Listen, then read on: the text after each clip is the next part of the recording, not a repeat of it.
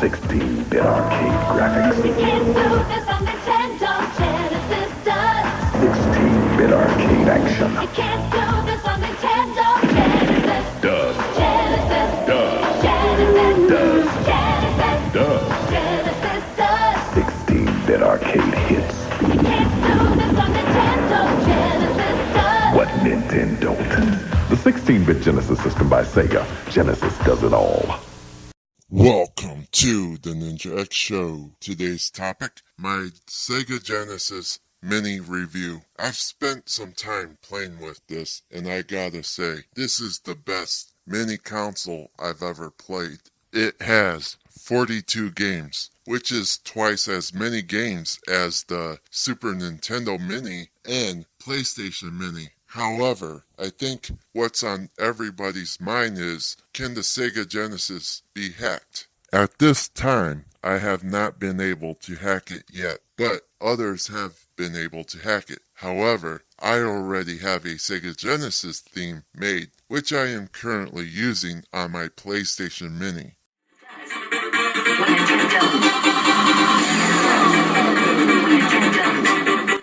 The theme is called Genesis Does What Nintendon't. However, I am not sure if any of the hacks being made will include the ability to change your theme. So with that being said, let's dive into what makes the Sega Genesis Mini great.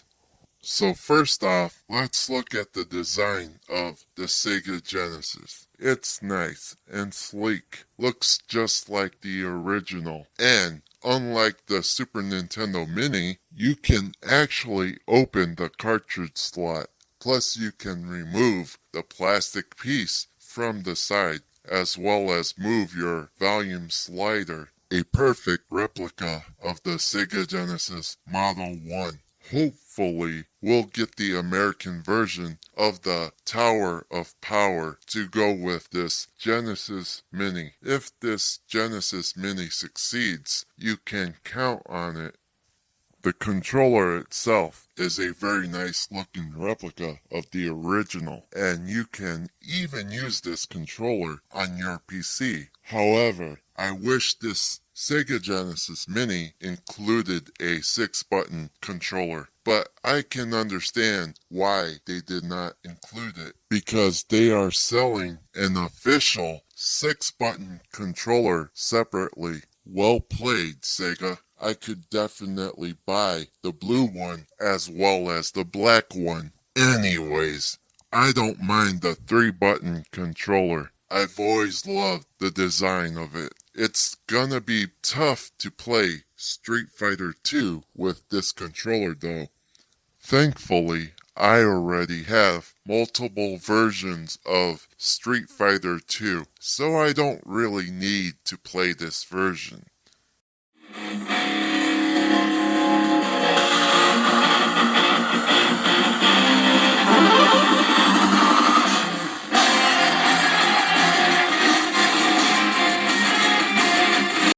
As for the menu system, it looks nice, and you can change the layout from cover mode to bookshelf mode. You also have the ability to play games from other regions by changing your language, which will also change your cover art. The menu music is also excellent. Now here's what I found interesting. I can use cheat codes on all the games. Not Game Genie codes, of course, but actual codes that allow you to do cheats, such as having all the Chaos Emeralds and selecting levels on Sonic the Hedgehog 2, which is pretty awesome because I hate the bonus levels in Sonic 2. Now the question is, are there any flaws to the Sega Genesis Mini? The one complaint I am always hearing about is sound issues. However, I don't notice any differences in sound between the original Sega Genesis and the Sega Genesis Mini. I think some people are really nitpicky or something like that. I honestly cannot tell the difference. Maybe it's because they still want to put Nintendo above Sega. which is the same way in comic books, where Marvel fanboys put Marvel higher than DC Comics. They are biased as hell. Luckily, I did not grow up to be a brainwashed fanboy for any comic book company. There's been times I've even criticized DC Comics for their mistakes. Since I hated Joss Whedon's Justice League movie, it is complete trash. Which is why I support the hashtag release the Snyder Cut. Anyways, back on topic. I feel Sega did a pretty good job with their mini system. Is it perfect? Probably not, because I still need to buy a 6-button controller for the system. But then again, that can wait because I got other ways to play Street Fighter 2.